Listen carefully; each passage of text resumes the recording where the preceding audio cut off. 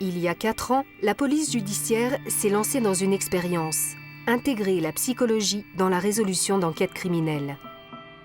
Alors qu'aux États-Unis, des profilers participent depuis longtemps aux investigations en apportant un éclairage sur les profils des auteurs, aucun équivalent n'existait dans la police française. Le premier psychocriminologue de la PJ s'appelle Florent Gatérias. Il a été recruté ici, à Nanterre, par l'Office central pour la répression des violences aux personnes. Comment travaille un psychologue du crime? Quelles sont ses relations avec les enquêteurs? Exceptionnellement, nous avons été autorisés à suivre Florent Gatérias dans les coulisses des enquêtes judiciaires. Avec Emma Oliveira, jeune psychologue recrutée il y a 1 an, il travaille aux côtés des enquêteurs à la résolution de crimes violents ou de disparitions inquiétantes. Des affaires souvent très médiatisées, dont nous avons modifié les noms et les détails pour respecter l'anonymat des protagonistes. Rencontre avec ce duo à part dans la police qui tente de comprendre ce qui se passe dans la tête d'un criminel.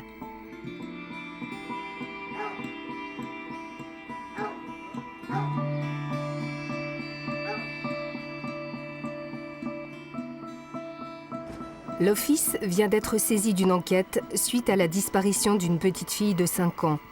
Comme souvent pour les affaires sensibles et complexes, l'OCRVP intervient en renfort de la police judiciaire de la région. Réunion dans le bureau du commissaire avec les enquêteurs en charge de l'affaire et les analystes, Florent, Emma, et la responsable de l'analyse criminelle, Laurence Salagnac. Damien est le chef du groupe en charge des crimes complexes. Il dirige les opérations. Alors vous me faites le point s'il vous plaît, comme ça, ce qu'on a fait pour l'instant d'un point de vue thématique, comment vous êtes calé avec eux, est-ce qu'il s'agit de continuer à faire avec? Donc nous on est allé sur place. Jennifer était chargée de remonter toutes les informations de la procédure puisqu'elle lisait systématiquement les procès-verbaux et elle alimentait donc l'analyse criminelle. C'est qui votre contact sur place? C'est le commissaire. D'accord. Il y avait environ 60-70 témoins ouais. Sur le parc. Enfin, c'est vraiment toutes les personnes, parc et à bord du parc. Il n'y a aucun témoignage qui ne fait état de la présence de la fillette dans le parc. Ouais. Bon, à noter que 4 portraits robots ont été réalisés, enfin 3 dans le parc, de gens qui étaient un peu bizarres, un peu... voilà. Donc ils avaient également fait des recherches auprès des gardiens de l'école, etc. Bon, je pense que c'était à la demande du magistrat puisqu'il a un peu insisté sur ce point. Il s'avère que ce ne sont que des femmes, et donc ils ont écarté aussitôt. Pourquoi? Oui, c'est vrai. Parce que c'est pas forcément une piste pédophile, hein. Ça peut être quelqu'un mal d'enfant. C'est vrai aussi. À cet âge-là, la piste pédophile n'est pas impossible, mais elle est probablement très faible. C'est vrai, d'accord. Il y a un fait intéressant qu'ils ont eu peu de temps avant qu'on parte, une tentative d'enlèvement aussi la semaine précédente. Donc il y a un signalement de cet individu, il y a une circulaire. Il y a peut-être des matchs à faire avec les éléments qu'on a déjà. Il y a un portrait robot. Donc... Oui, il y a un portrait robot également. Vous revenez vers moi,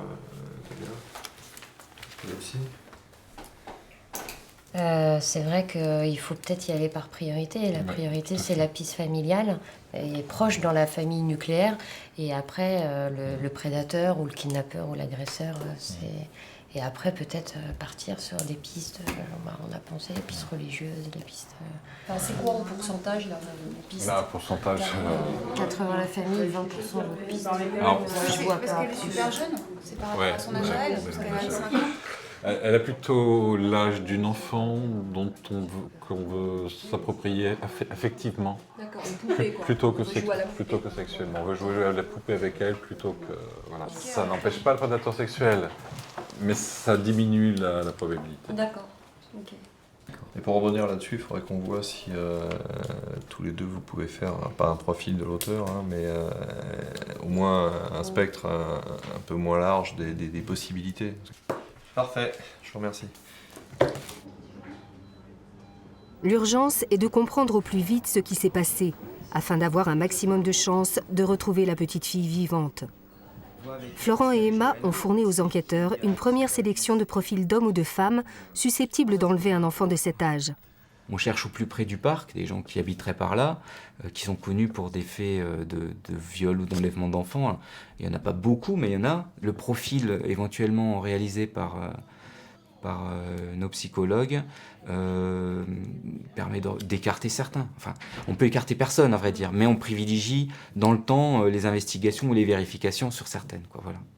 Dans l'absolu, il y a des années de travail, quoi, hein, à faire. Alors là, actuellement, on est nombreux à travailler dessus encore, mais dans 6 mois, on sera forcément moins nombreux. Il y aura encore le groupe, mais on aura aussi les autres dossiers à traiter. Il restera des vérifications à faire, mais qui seront moins opportunes, puisqu'au départ, tout ce qui a été très opportun aura été réalisé, quoi. Mais ça peut porter ses fruits aussi, quand même. Donc, il ne faut jamais abandonner, quoi. L'Office central pour la répression des violences aux personnes est unique en France. Il développe des compétences et des outils nouveaux, s'inspirant beaucoup de ce qui fonctionne au Canada et aux États-Unis. Les 5 groupes d'enquêteurs, composés de policiers et gendarmes, traitent d'affaires criminelles importantes et non résolues en France et à l'étranger. Pour chaque affaire, ils ont la possibilité de faire appel au service des analystes qui étudient les comportements, les données et peuvent recouper les faits entre plusieurs crimes. Florent a trouvé sa place depuis 4 ans au sein de cette unité. Aidé par un profil particulier, il connaît bien la police, les policiers et les criminels. Je suis psychologue clinicien. Je suis entré dans la police il y a 24 ans. Alors dans la police, je me suis occupé essentiellement de formation et de recrutement. J'ai mis en place aussi les premières structures de soutien psychologique des policiers. Mais j'ai des expériences complémentaires. Ce sont déjà 8 années d'exercice libéral, 6 ans en unité pour malades difficiles, à peu près autant en prison auprès d'agresseurs sexuels. Bref, tout un parcours. En plus du signe, ça fait maintenant 20 ans que je suis expert judiciaire. Cette pratique d'ailleurs de l'expertise est probablement ce que j'utilise le plus concrètement ici. Mon travail est souvent de donner une priorité à une piste. Quand il y a plusieurs possibles, le travail du psychocriminologue, c'est de dire, voilà, celle-ci paraît plus intéressante parce que la logique humaine qui est derrière est beaucoup plus crédible qu'une autre piste. Sur quels éléments se base le psychologue pour travailler ? Contrairement à l'image du profiler véhiculé par les films américains, Florent n'a pas forcément besoin de se rendre sur les lieux d'un crime. Lorsqu'il est sollicité sur un meurtre violent, c'est de son bureau qu'il sonde et décompose l'affaire. Il se plonge dans les éléments concrets d'enquête, les procès-verbaux, rapports du médecin légiste et photographies. Les photographies me servent plutôt personnellement à avoir une idée de l'ambiance générale, à avoir une idée de la façon dont l'auteur a pu arriver sur les lieux, a pu partir, les détails précis, notamment effectivement la façon dont la personne a été tuée, peut être précisée par les photos, mais c'est avant tout les policiers qui la font. Ce sont tous ces éléments, représentation filmée ou photos, témoignages des policiers qui ont été sur place et rapports d'autopsie qui permettent de commencer à rentrer dans un dossier. Le cadavre de la vieille dame se trouvait près du hall d'entrée, les pieds en direction de la porte. Le visage était tuméfié, portant des marques de coups autour de l'œil et de la tempe, le crâne brisé en plusieurs endroits. Les côtes sont cassées. On constate des traces de sang et d'excréments entre les jambes. Elle a succombé à un arrêt cardiaque dû à ce qu'elle a subi. Les lieux sont dérangés comme s'ils avaient été fouillés sommairement. Une écharpe de laine est restée sur le sol, peut-être appartenant à l'agresseur. La première démarche a été assez simple, assez classique, c'est-à-dire de pouvoir déterminer comment s'est passé ce crime, si ce crime correspondait à un crime globalement crapuleux ou non. Il y a une grille qui existe, qui est issue d'une grille du FBI, qui permet de voir si le crime est plutôt organisé ou plutôt désorganisé. Ça permet d'avoir cette première photographie de la façon dont la scène s'est déroulée et de l'état psychique de l'individu ayant commis le crime.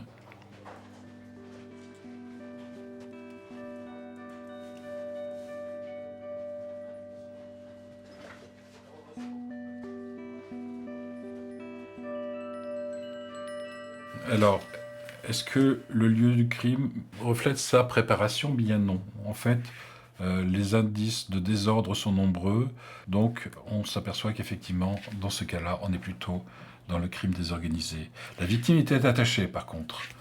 Attachée, mais avec des liens qui ne provenaient pas de l'auteur, qui ont été trouvés sur place. Les actes agressifs ont été commis avant de tuer, mais le corps a été laissé en évidence. Les preuves, les armes, en l'occurrence ce qui était contondant, étaient laissés sur place, et le corps a été laissé sur les lieux du crime. Quelques éléments simples là déjà, mais dont on s'aperçoit qu'effectivement, ils se réfèrent aussi bien au crime organisé qu'au crime désorganisé, uniquement sur les premiers éléments que l'on trouve sur la scène de crime. Il y a toujours dans une enquête des éléments de compréhension de la victime, ne serait-ce que pour savoir comment elle vit, qui elle rencontre. Il se trouve qu'en l'occurrence, là, nous avions affaire à une vieille dame au caractère pas très facile. Il y avait ce côté acariâtre.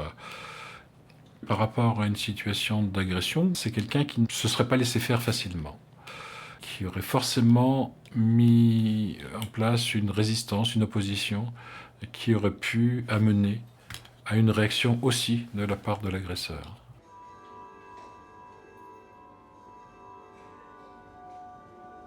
Une scène désorganisée montre un individu au psychisme perturbé, qui n'a pas forcément de problème mental, mais qui a pu être perturbé, notamment par la prise de toxiques, l'alcool étant le premier d'entre eux que l'on retrouve dans beaucoup de scènes, beaucoup d'éléments, dans beaucoup de crimes.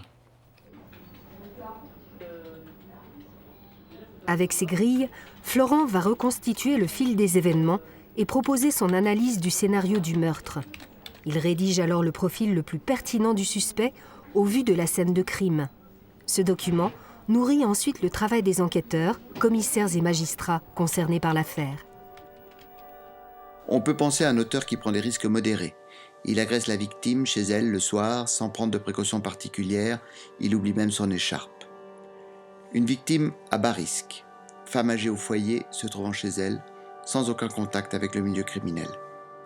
Ce profil décrit un petit délinquant, cambrioleur d'occasion, cherchant la défonce, ayant un style de vie instable. On imagine très bien une situation avec ce côté crapuleux initial qui dégénère en côté meurtrier parce que la vieille dame ne s'est pas laissée faire. Un peu plus tard, dans les semaines qui ont suivi, le nom d'un suspect était apparu, qui était un jeune délinquant du secteur, connu notamment pour des cambriolages. Et par rapport au profil de cet individu, Florent donc, avait axé son travail d'analyse sur cette personne et en avait conclu que ça collait parfaitement, on va dire, avec l'aspect de la scène de crime, le mode opératoire utilisé, etc. Voilà. Et au final, il s'avérait que c'était bien le bon individu qui a été confondu un peu plus tard par des analyses d'ADN. C'est à l'initiative du commissaire Malon, ancien chef de l'OCRVP, que Florent a été recruté en 2009. Il y avait un vrai challenge. C'est celui de convaincre les enquêteurs de la plus-value que lui-même pouvait apporter à leurs enquêtes. Je pense que je lui ai dressé dès le départ un petit peu le cadre d'emploi, ce à quoi j'entendais qu'il travaille. Et en l'occurrence, donc, apporter dans les enquêtes son point de vue de psychologue. Je pourrais même ajouter qu'au départ, je lui avais dit que moi, ce que j'attendais de lui, c'était de s'engager, de prendre position. Et de ne pas rester, comme j'avais lu parfois, certaines analyses, certaines expertises, peut-être ben que oui, peut-être ben que non, en fait, des conclusions de Normand. L'enjeu est clair, s'intégrer et confronter son analyse à celle des enquêteurs. Florent travaille simultanément sur 3 ou 4 affaires. Si toutes les affaires ne sont pas résolues, la collaboration avec les enquêteurs est positive. Mais s'engager sur chaque profil de criminel n'est pas sans risque. Évidemment qu'on peut se tromper sur un profil, bien sûr. Ceci dit, quand on essaye de faire un travail sérieux, de croiser des données, on avance des choses, évidemment uniquement à partir des éléments qu'on a pu recueillir, mais à partir desquels on a une certaine certitude. Ce qui fait que le risque d'erreur est relatif, parce qu'on ne va pas non plus interpréter au-delà d'un certain degré de certitude. S'il n'y a pas suffisamment d'éléments pour faire un profil, ça ne sert à rien de travailler. Ça peut arriver, ça peut arriver.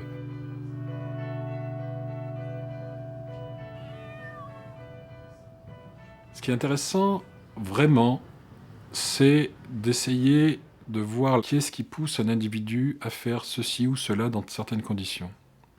Cette dynamique est liée à un ensemble de facteurs qui sont liés à son histoire personnelle, à sa personnalité, à l'environnement, à la victime elle-même. Un criminel agira différemment en fonction de la réaction de sa victime.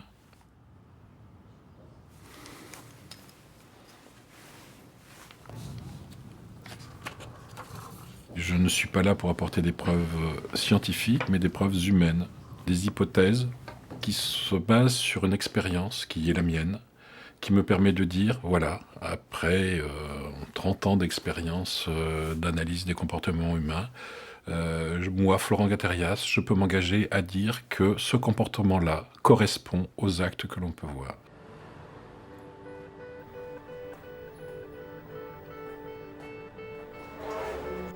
À l'OCRVP, le service évolue.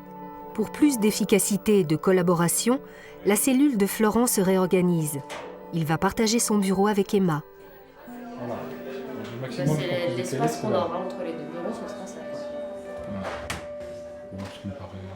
Après l'armoire, elle peut... de toute façon, la brigade du tigre, on va pas garder. Hein. Non, la brigade du tigre, on ne gardera pas. Mettre les deux bureaux l'un à côté de l'autre.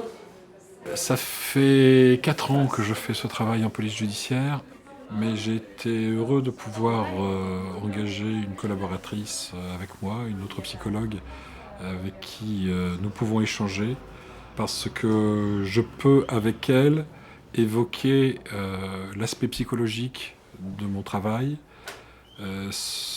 avec un retour de sa part, qui peut être critique. Ça marche ? La psychologue a travaillé 6 ans en commissariat. Elle intervenait en soutien aux victimes et leurs familles dans les affaires sensibles de violences conjugales ou d'agressions sexuelles. Elle a elle-même une bonne connaissance du monde de la police et des profils de criminels. Obligé.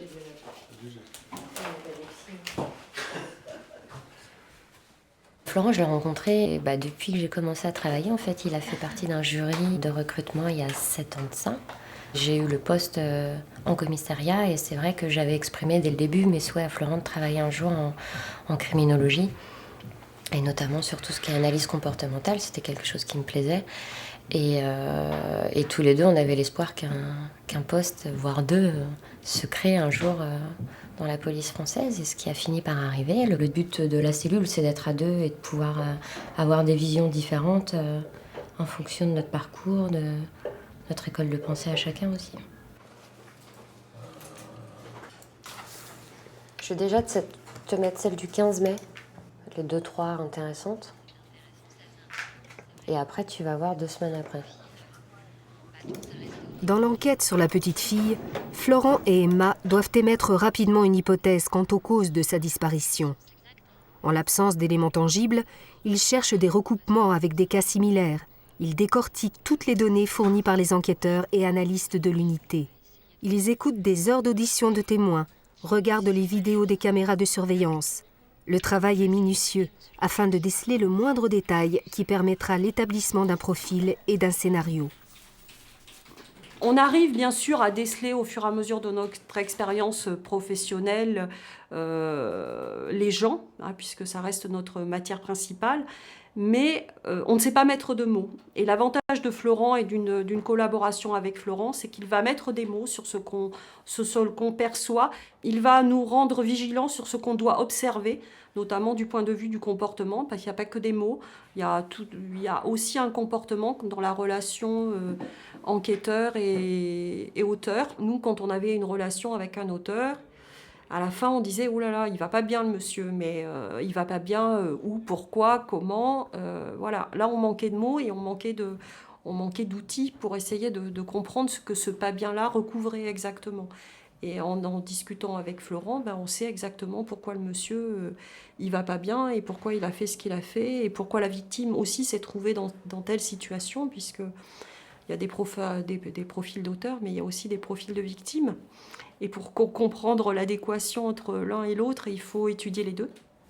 Disons que ça serait bien pour... Moi, Florent, je le considère comme un outil. Et voilà, plus je pars avec la boîte à outils complète, plus j'ai de chances d'aboutir.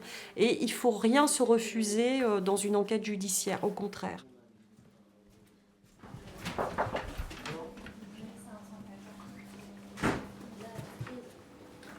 Voilà, il ne vous reste plus qu'à coller. En parallèle du travail des psychologues, les enquêteurs ont rassemblé les données concrètes et les témoignages. Laurence a regroupé tous les faits avérés sur une frise chronologique qui raconte l'emploi du temps de la fillette la semaine avant sa disparition. Elle va de quand à quand, sa frise? Ça commence le lundi et ça va jusqu'au dimanche. C'est vraiment sa dernière semaine.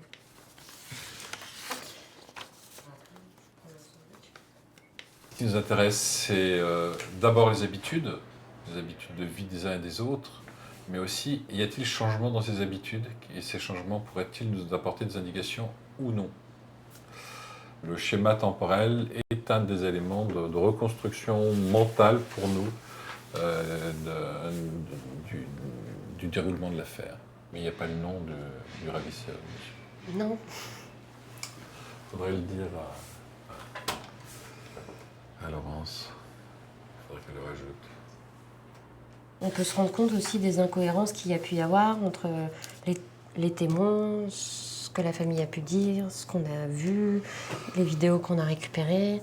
Donc tu vois que le lundi, elle va à l'école normalement, ils vont faire des courses, ils vont tirer de l'argent, enfin une journée type, lundi, mardi. Je commence peut-être même... Là, on a la dernière journée où elle est vue. C'est-à-dire avec preuve, puisqu'on a la caméra de surveillance. Là, il est vu par des voisins, il y a des appels passés. Et les derniers jours, ils sont là. La dernière fois où elle a été vue, c'était... De manière certaine, c'est le mercredi soir, puisqu'on a le mercredi après-midi, puisqu'on a la vidéo. Après, sur un témoignage, c'est le vendredi soir. Mais un témoignage sans preuve, c'est-à-dire qu'il l'a croisée dans les cages d'escalier en bas de chez eux. Dans leur résidence, quoi. Si on se base sur les faits, et rien que les faits, il y a quand même des très grosses incohérences. Rien que le fait, par exemple, qu'elle cherche sa petite fille que 5 à 10 minutes dans le parc, ça paraît complètement incohérent. Il y a le fait que lui, par exemple, ils lui disent, il décide qu'elle va au parc et que lui reste là, alors qu'il a l'habitude de les accompagner, et qu'au moment où elle s'en va, lui va descendre un très gros sac poubelle. Alors lui, quand il en parle spontanément, il dit qu'il a fait une sieste, qu'il a descendu un petit sac poubelle. De notre côté, c'est quelqu'un qui se méfie de tout, et notamment de la police, de façon générale. C'est-à-dire que le matin, il dit être allé au marché aux puces alors qu'il ne l'a pas été, il se trompe et tout ça, mais il se souvient très bien d'avoir descendu les poubelles à 17h30. Ouais. Maintenant, la vie n'est pas réglée comme une horloge, donc ça arrive des incohérences. Une enquête, ça fonctionne un petit peu en spirale. En sachant qu'à peu près 80% des crimes sont commis par des proches, évidemment, on regarde en premier les proches. Et puis, on élargit petit à petit pour trouver, et on élargit de façon systématique. C'est ce côté systématique qui fait que les pistes éventuelles ne sont pas oubliées. Mais forcément, il y a un moment où il faut prendre une décision, où on se dit, voilà, là, la piste est suffisamment importante pour que le travail soit beaucoup plus approfondi sur cette piste-là. On n'a pas la réponse encore de ce qui a pu se passer. Ça peut être un homicide volontaire, involontaire, ça peut être un accident, ça peut être un enlèvement par un tiers de la famille ou par un tiers étranger. Enfin, ça ramène tout un panel de possibilités avec un panel de théories sur lesquelles il faut travailler. Et c'est vrai que c'est intéressant parce que, pour le coup, là, il y a un grand champ des possibles. Et l'idée, c'est de se servir du passé pour essayer d'avancer et voir un peu, mais que ce soit en France ou ailleurs, d'ailleurs, ce qui a pu des fois décanter une affaire quand on est bloqué comme aujourd'hui.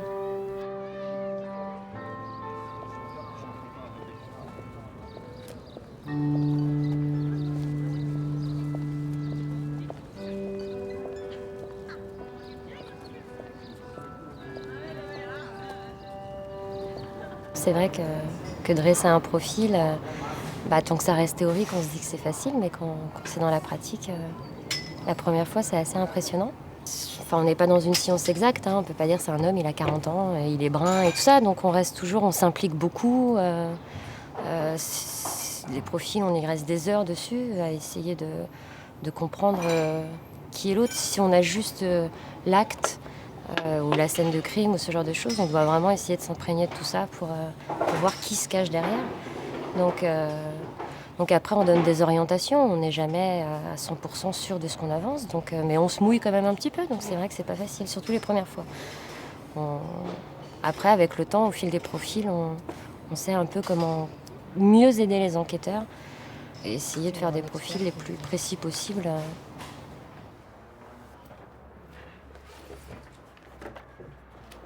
T'as vu, c'est intéressant parce que là, dans le petit article là, sur les fausses allégations d'enlèvement d'enfants, ils te disent que ce qui permet de repérer souvent, c'est le manque d'investissement de la mère et de réaction. Mais à la base, c'est une étude du FBI. Mais elle est intéressante. De toute façon, maintenant, c'est la relation avec les collègues sur place qui va tout déterminer. C'est ça. On va voir. Les psychologues se sont fait une idée sur le déroulement des faits. Mais si les enquêteurs abondent dans leur sens, il manque de preuves. Alors comment la psychologie trouve-t-elle sa place dans la rigueur d'une enquête policière ? Ah ! Attends, quitte pas. La place centrale, c'est toujours l'enquêteur. Enfin, l'enquêteur sous le couvert du procureur, ou du juge, mais la place centrale dans notre métier, c'est... Après, Florent, les gens de la police technique scientifique sont des assistants qui vont nous aider à un moment donné de la procédure. Il faut savoir que l'analyse du comportement, c'est peut-être 10% des dossiers. Parce que dans 80-90% des dossiers, il n'y a pas besoin d'analyse du comportement. Les policiers savent faire, ils savent très bien faire. Il y a peu besoin d'un spécialiste du comportement. Pourquoi ? Parce qu'il y a un mobile, l'argent, la volonté de l'auteur, une haine, une vengeance, etc. Et ça se passe dans l'univers de la personne. Et à partir du moment où il n'y a pas de lien, là ça devient plus compliqué. Parce que quand on a fait tout l'entourage, qu'on a cherché partout, on a ouvert toutes les portes et puis qu'on n'a rien pour les fermer, là il est peut-être bon de se poser la question de savoir si le comportement de l'individu ne donne pas quelque chose. Parce qu'on a peut-être croisé l'auteur, mais on n'a rien sur lui qui le relie à la victime. C'est dans des dossiers très compliqués, entre guillemets, où on n'a pas de mobile, où un individu qui a fait des choses qui sont pas compréhensibles sur la scène de crime, mettre un balai dans le vagin, mettre des excréments partout, par exemple, ou d'autres comportements répétitifs. Là, effectivement, on va faire appel à l'analyse du comportement.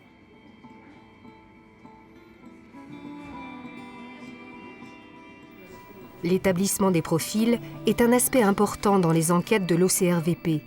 Florent est régulièrement amené à travailler en collaboration avec les enquêteurs sur l'analyse des comportements, comme ici, où Laurence se questionne sur les raisons du changement d'attitude d'un homme accusé d'avoir tué sa femme et sa fille.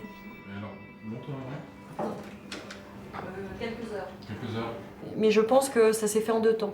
Je pense qu'il a tuer sa femme ne lui posait pas forcément de gros problèmes, tellement elle l'agaçait. Non, mais...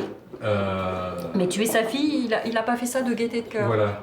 Et il faut que ce soit associé à une sorte de panique. C'est ça. Et à la limite, je sais même pas s'il a pas tué en faisant pas exprès. Oui. Tu vois ce que je veux dire ? Elle veut crier et oula, je lui mets les mains un peu trop fort sur la gorge et effectivement, voilà, tu cries moins et tu respires moins surtout. Voilà. Moi, je pense que ça s'est passé au domicile dans les 2 cas. Parce que, ce qui voudrait dire aussi, c'est qu'il n'est peut-être pas négocié la suite en même temps. Ce qui veut probablement dire qu'il n'a pas fait n'importe quoi du corps de sa fille. Encore une fois, la mère, je sais pas. Par contre, ce que je ne comprends pas, et là c'est manifeste, il y a un changement d'attitude dans le gars, mais qui est... admettons qu'il les tue toutes les deux le 14. Le 17, le 18, le 19, c'est la nouba, quoi. Mais vraiment, sa maîtresse vient, ils font des activités que t'as pas forcément envie de faire quand t'as 2 cadavres. Et que tu t'en sens coupable. Mais si tu ne t'en sens pas coupable, parce que tu as une personnalité proche de la pathologie, et que les morts, finalement, c'est pas ça qui est le plus important, ça peut poser problème. Ce qui m'a vraiment marqué, c'est la dépigmentation. C'est-à-dire que le 19, il est ultra bronzé, et le 4, on dirait qu'il est passé dans la farine, quoi. Oui, c'est une vasoconstriction liée à un stress qui peut faire les deux. En fonction des stress, ça peut faire soit vasodilatation, soit vasoconstriction. Et effectivement, ça peut donner comme ça le teint blafard. D'accord, ok. C'est la mort de la fille qui fait tout craquer, parce que ça, c'est insupportable.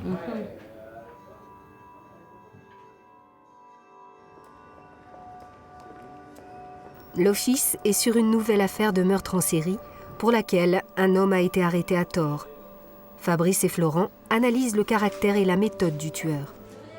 Par rapport à la première scène de crime, on a un individu qui maîtrise de mieux en mieux son stress. Et puis il y a une symbolisme sur le deuxième crime. Il revient sur la scène de crime alors qu'on a déjà interpellé un auteur. Il y a une vraie volonté de dire voilà, hey les gars, vous avez mis un mec en tôle, mais c'est pas le bon. C'est moi qui l'ai fait. Non, la question qu'il faut se poser, c'est qu'on est déjà à 4 victimes. C'est le temps de passage à l'acte de nouveau. Il y a de grandes chances que l'individu repasse très rapidement à l'acte. Rapidement, c'est pas moi, je suis pas d'accord. Il y a un certain délai entre les actes. Ouais, mais on arrive à la fin du délai. Oui. On arrive vraiment à la fin du délai. Oui. Dans cette affaire, 4 meurtres sont commis avec la même arme dans les parkings d'une résidence. Après l'arrestation d'un premier suspect, la série continue. Les enquêteurs portent leur attention sur plusieurs individus. Le profil établi par Florent corrobore les soupçons sur l'un d'eux. Une interpellation se prépare. Ils savent qu'ils n'ont pas le droit à l'erreur. Alors on a donc ce fameux suspect, Meunier, on a Meunier. qui correspondrait globalement au profil. Si on s'en tient à ce qu'on a, c'est un individu qui est colérique, qui est connu de nos services. Il correspond bien au profil. Donc ce qui serait intéressant maintenant de voir, c'est la construction de l'aide à l'audition pour la garde à vue. Oui, tout à fait, oui. Déjà, il va falloir regarder parmi les enquêteurs qui ont traité le dossier, quel est le collègue le mieux adapté. Oui. Parce que par rapport à la personnalité qu'on a définie avec Emma, il va falloir voir qu'est-ce qui est mieux adapté et comment le faire fonctionner. D'après ce qui semblerait, ce jeune homme serait plutôt enclin à se laisser aller à parler de lui avec une personne représentant une certaine autorité. Ce que l'on sait, c'est que c'est quelqu'un qui a besoin de cette réassurance narcissique constante. Je pense que si un enquêteur trop jeune mène l'audition, ça risque de la compromettre. Il faut se poser aussi la question de savoir si c'est une bonne chose que l'on soit présent. Toi, en tant que psy, en tout cas, parce que a priori, il ne doit pas se considérer comme cinglé, donc un psy... On le verra assez vite en fonction de ses réactions dans certaines situations. Souvent décisive, l'audition est l'occasion de la confrontation entre le suspect et l'enquêteur. Les enjeux sont importants, les caractères se dévoilent. Florent est une aide précieuse dans ce moment de tension. C'est une de ses missions au sein de l'OCRVP. Préparer une garde à vue, préparer une audition, ça fait partie du travail quotidien. C'est d'ailleurs le travail le plus intéressant.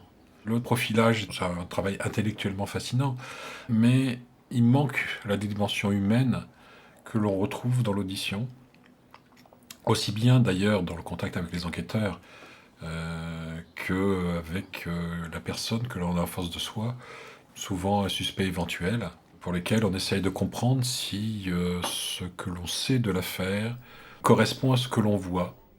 Ce sera le cas lors de la garde à vue d'une femme au caractère très instable. C'est la capitaine de police du groupe en charge des disparitions criminelles qui a mené l'audition. Intervenant souvent dans des affaires sensibles, elle souhaite garder l'anonymat. On est parti sur une garde à vue qui s'annonçait un peu compliquée, surtout longue. Et donc au bout de 2-3 heures d'audition, où cette dame est partie dans des délires absolument incroyables, évidemment j'ai vu très rapidement qu'elle avait de graves problèmes psychopathologiques. Et là on se sent démuni parce que la psychopatho, voilà, c'est pas notre spécialité. Et donc Florent s'est entretenu à peu près une demi-heure avec cette Sabrina. J'ai pu la voir en tête-à-tête, ce qui était ce qu'on ne peut pas toujours faire en fonction du timing que l'on peut avoir. Et mon interrogation à ce moment-là, c'était de savoir à quel point elle pouvait être ou non délirante. Parce que si elle était totalement délirante, à ce moment-là, aucune audition n'aurait pu se faire. Et si elle pouvait être en relation avec la réalité et avec les enquêteurs, là, à ce moment-là, on pouvait. Et c'était un petit peu ma conclusion au bout d'un certain temps, c'est-à-dire qu'à chaque délire de sa part, en tout cas ce qui pouvait apparaître comme tel, il suffisait de l'arrêter pour qu'elle reprenne contact avec la réalité et qu'elle soit bien dans le contact direct. Ce qui permettait de faire une audition réelle. Sabrina, 65 ans, est suspectée d'avoir tué 2 hommes en l'espace de quelques mois. Un corps a été retrouvé découpé et réparti dans des sacs poubelles dans une forêt. Le second reste introuvable. Les 2 hommes, voisins de Sabrina, avaient tous 2 tenté de la séduire. Jugés trop entreprenants, elle les aurait d'abord drogués, puis découpés avec un couteau dans sa cuisine. Comment savoir si cette femme a agi avec discernement ou si elle est victime de délire? Ce qui est intéressant dans l'aspect psychologique, c'est d'abord de comprendre Sabrina. Pourquoi cette femme, effectivement, dont tout le monde l'a trouvée plutôt sympathique, a pu commettre de tels crimes.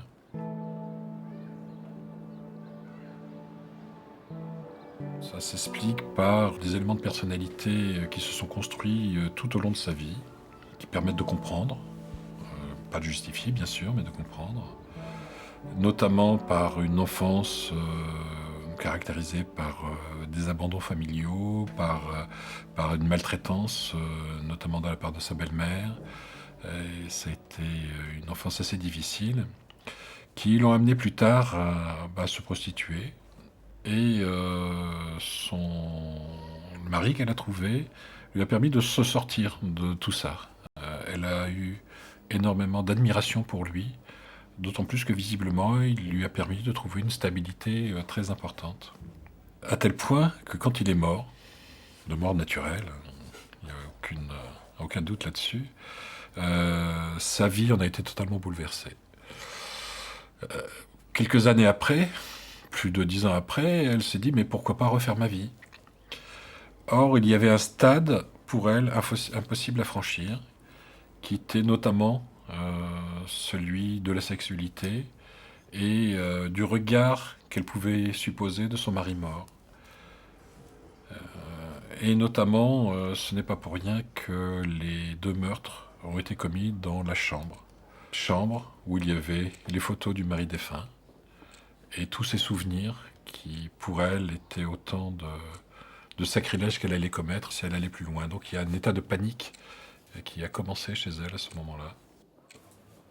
Florent était idéalement placé donc en face de moi, la dame était entre nous, et évidemment en posant des questions, on a les micro-comportements à la fois de Florent et des miens qui se complètent, hein. On discute avec nos yeux, on échange, on n'est pas forcément toujours d'accord. Voilà, on arrive à trouver des choses, à tirer des ficelles pour, encore une fois, pour obtenir des aveux.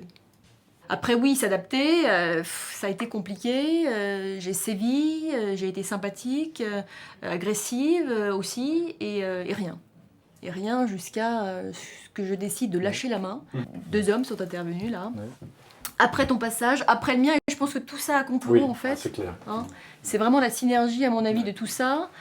Florent, l'enquêteur qui travaille en amont, et puis les collègues masculins qui sont intervenus après. Tout ça a fait qu'à un moment donné, elle s'est mise à table. Parfois, dans l'efficacité professionnelle du policier, passe par cette possibilité de passer la main à un collègue qui a d'autres qualités, compétences, ou tout simplement, dans l'affaire Sabrina, était d'un sexe différent. Parce que ça impliquait une relation différente et qui, on l'a vu, a permis justement ce lâcher-prise, ce début de confiance accordée qui lui a permis de parler et de dire les choses simplement.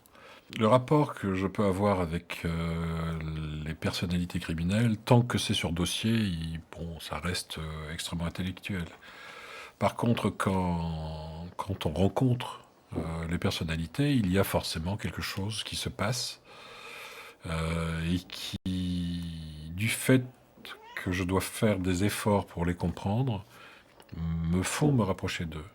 Créer pas forcément une empathie au sens classique du terme, mais en tout cas un rapprochement. Par exemple, pour Sabrina, ses meurtres sont odieux, mais la personnalité en tant que telle a suffisamment de souffrance en elle, d'humanité en elle, pour pouvoir avoir un début de sympathie.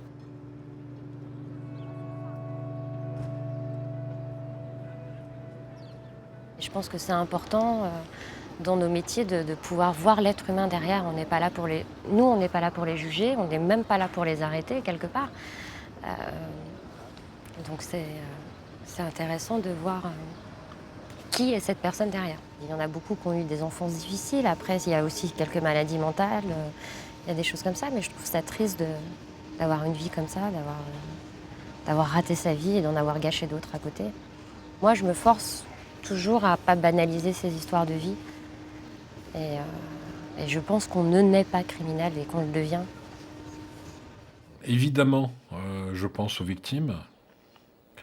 Mais pour moi, l'apport que je peux avoir est aussi d'aider le criminel à pouvoir retrouver sa place dans la société en avouant ses crimes. Tant qu'il ne les avoue pas ou qu'il n'est pas jugé, il est en dehors de la société et ça induit chez lui aussi une souffrance. Ça n'a rien à voir avec la souffrance de la victime, mais je pense qu'effectivement, il y a une part sociale que l'on peut apporter aux criminels aussi. Un des buts d'une enquête criminelle et de la compréhension psychologique au sein de ces enquêtes-là est de redonner une humanité à celui qui a commis des actes qui, eux, paraissent inhumains.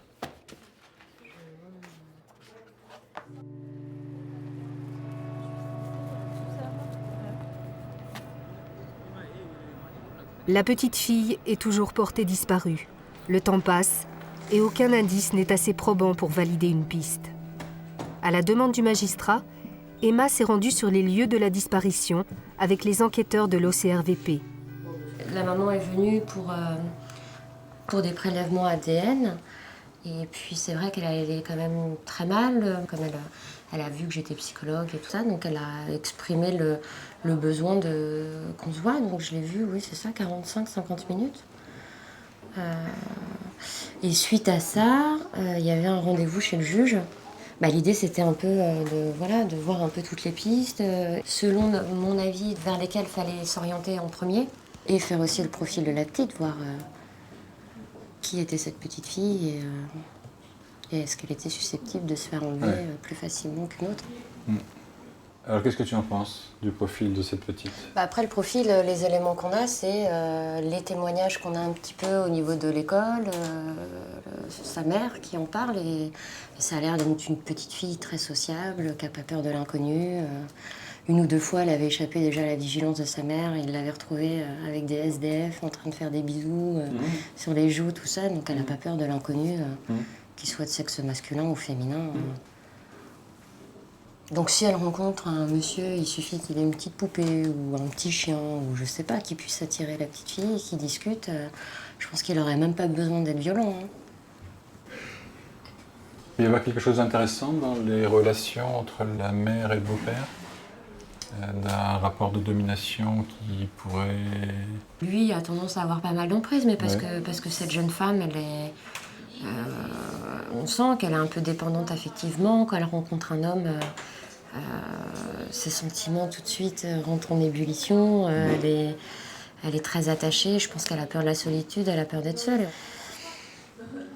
Après, c'est vrai qu'au niveau du profil du beau-père...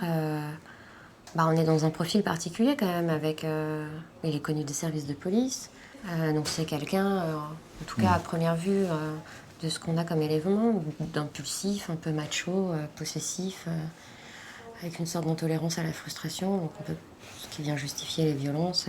En même temps, c'est quelqu'un qui c'est très doux et qui l'appelle mon amour et qui est très prévenant et qui lui dit qu'elle n'hésite pas à s'acheter un petit gâteau pour aller mieux. Donc il y a un peu ce double mouvement d'amour, possession et de violence derrière. Donc si ce monsieur était responsable, on peut imaginer qu'elle le couvrirait aussi, de peur de le perdre. Les psychologues font un bilan avec Sophie Robert qui supervise l'enquête. Sans éléments nouveaux, leur travail sur cette disparition est terminé. Donc vous, du contact avec le magistrat, parce qu'Emma a eu contact avec le magistrat. Donc dans un premier temps, qu'est-ce qu'il vous a demandé de faire sur ce dossier ? Il voulait avoir un avis pareil sur les probabilités, si on était plus sur la piste familiale ou du kidnappeur, prédateur sexuel. Là, ça fait déjà pratiquement un mois. Oui.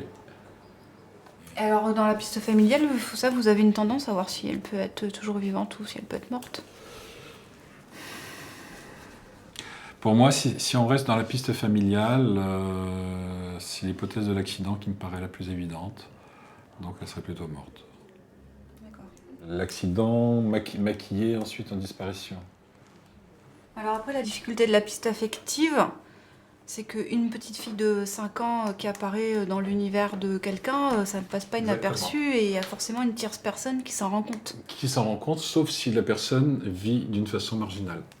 Oui, mais alors il faut être complètement coupé du monde parce qu'une petite fille de 5 ans qui arrive du jour au lendemain... S'il l'enferme dans sa Ou en cave. itinérance. Et puis derrière, ça s'organise parce qu'une enfant de 5 ans, c'est scolarisé, ça a besoin d'aller chez le médecin. Uniquement quand elle est malade. Tant qu'elle n'est pas malade, il n'y a pas besoin d'aller chez le médecin. Oui, c'est pareil pour la scolarité. Tant qu'on est en train de bouger, personne ne s'inquiétera de savoir. Sauf si l'enfant est présent sur un même lieu pendant un certain temps. À ce moment-là, on se posera des questions. Et juste une piste, si on met de la sexualité de côté, sans vouloir la violer, mais juste la tuer. Comme ça, c'est déjà vu. Pas forcément en France, mais ça existe. Oui, mais pour moi, là, on est à un niveau de probabilité qui est tellement bas. Plus ça va et plus ça descend, La rencontre hasardeuse avec un tueur qui n'a d'autre but que de tuer est tellement faible que... Et puis en même temps, ce n'est plus une urgence. Autant les autres, et notamment les pistes des enlèvements, aussi bien affectifs que pédophiles, restent une urgence parce qu'on sait qu'on pourra la retrouver. Autant si c'est la piste d'un tueur, l'urgence est moins forte. Parce qu'elle est déjà morte, c'est ça ? Oui.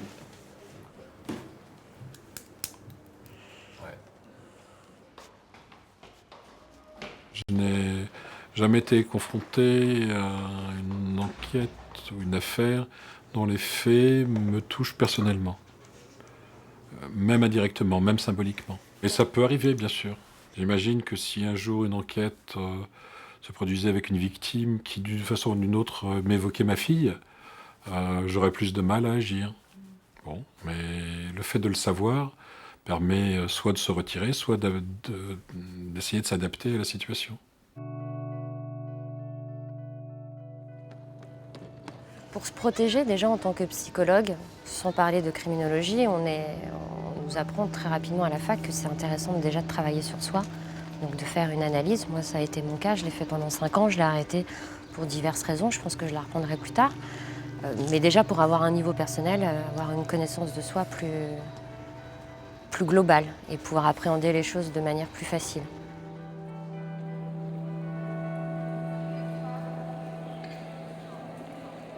On me pose souvent la question de savoir, mais comment ressentez-vous les scènes de crime et les photographies qu'on peut vous montrer ? Bon, j'avoue que, de façon générale, j'ai pas vraiment de réaction particulière, mais il faut dire aussi que je me protège en essayant de ne pas voir des choses potentiellement choquantes sans avoir besoin de les voir. Par exemple, des photographies de scènes de crime, si je n'ai pas besoin de les voir, je ne les verrai pas à ce moment-là. Je ne verrai pas... Et pareil, pour des films, par exemple, si une caméra de surveillance a filmé quelque chose de particulièrement violent, Je peux différencier le son de l'image pour me protéger. Ça fait partie des petites astuces que je mets en place. J'estime que je n'ai pas besoin de me perturber plus que nécessaire. Je crois aussi que c'est un métier qu'il ne faut pas faire trop jeune. Être plongé comme ça dans ce qu'il y a d'un petit peu noir dans l'humain, si on n'a pas déjà vu ce qu'il y a de beau aussi, ça peut avoir une influence négative. Et j'avoue que moi, c'est pas parce que je vois des crimes que je considère que l'humanité pose problème, loin de là. Il y a cette part-là dans laquelle j'essaye de contribuer un petit peu à une sorte de régulation. Mais l'humanité est si belle.